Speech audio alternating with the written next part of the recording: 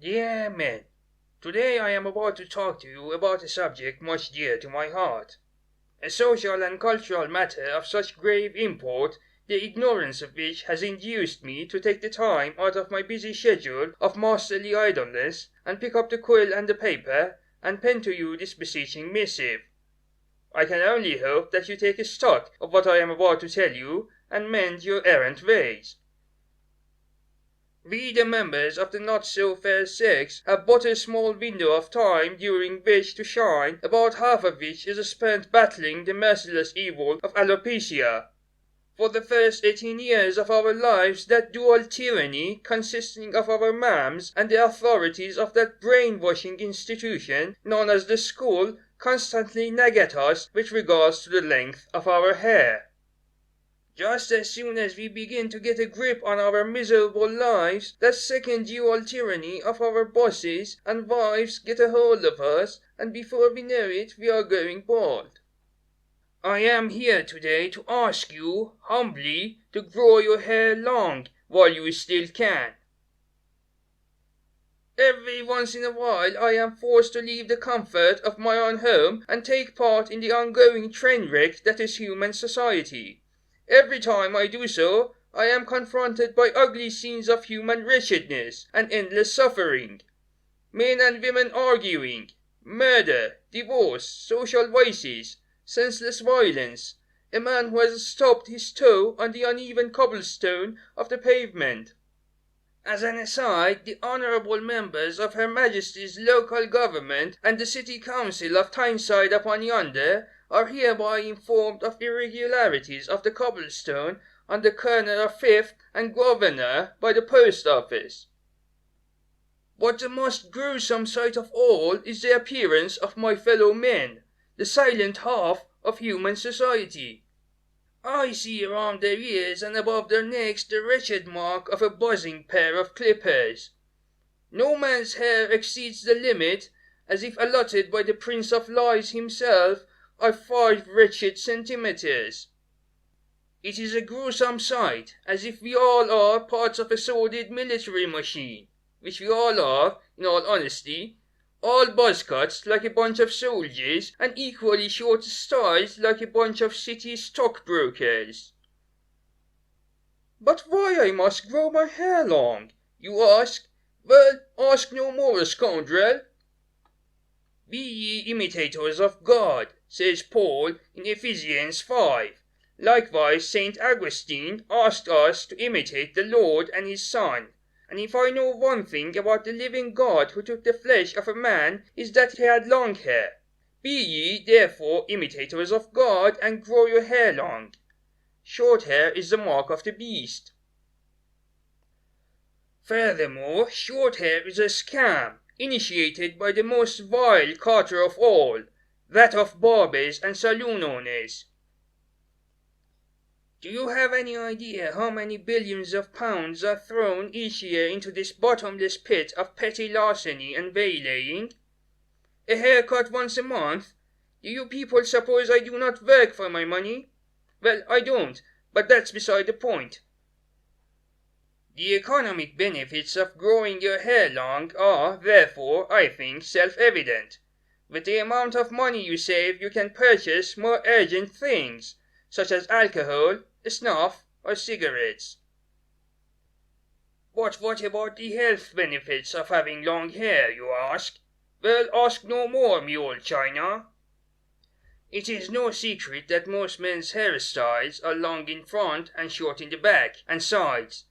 This unusually top-heavy configuration leads to much bone and joint damage, so that by the time a man reaches his early 20s, this leads to a complete skewing of neck bones towards the front, at which point the mantle of the hair is heavier, leading to spinal diseases not unlike scoliosis.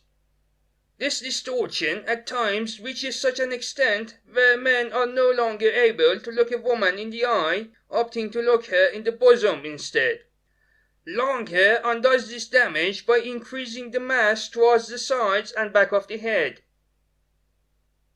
What is further, long hair protects your ears from water damage when taking a shower, and protects your scalp against the merciless cancer-inducing rays of the sun.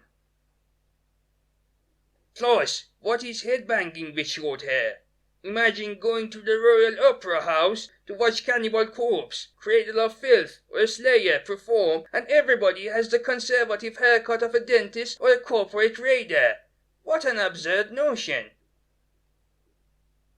Long hair establishes your credentials as a lover of the arts, and we know art is the pinnacle of human civilization. You never see one of those wretched grey aliens with long hair now, do you? That is because those beastly barbarians have never developed any art to speak of.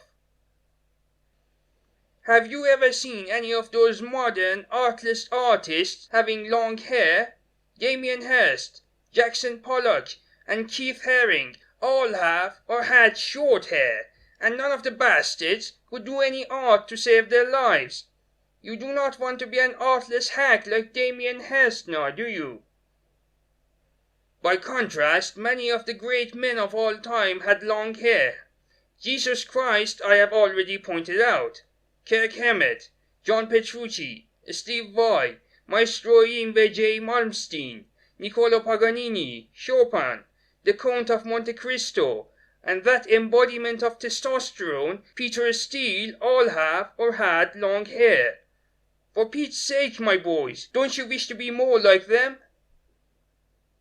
Another great man who had long hair was the infamous samurai cop, proving once again that long hair is a staple of good art. Could Tommy Wiseau create his wonderful masterpieces had he had short hair? By the way of contrast, here is a short list of Bampots with short hair. Stalin, Mussolini, Pontius Pilate, George W. and George W. H. Bush, Malcolm Moffley, Prince Andrew, Chairman Mao, and the last but not the least, Hitler. Do you want to be like Hitler, a desperate despot? But what of the judging eyes of the society? I hear you ask. Will they not banish me to the far artist stretches of humanity to rot with outcasts such as metalheads and early Christians? Will I not lose my job as an actuary or junior clerk third rate if I do not visit the barber more often than I visit the church? Well, first of all, if you are so worried about losing your sodding paper-pushing job so much that you bend backwards to appease your fat, balding boss by letting his corpulence make every life's little decision for you, you deserve a lifetime of getting pressure sores sitting behind a desk limited to a cubicle no larger than a birdcage. Second, the taboo against long hair derives from so few members of the society actually having it. If enough of us finally said no to the dictatorial rule of barbers, women, and middle managers, and let our manly locks flow freely down our shoulders, the taboo would be moot and broken, and soon we can have that ideal society, that utopia where all non-balding men have long flowing manes and are finally free from the tyranny of clippers, scissors, and cut-throat razors. Therefore be ye imitators of Christ, and grow your hair long. Yours long-hairedly, Sir William Henry Walter Wallace von Moltke.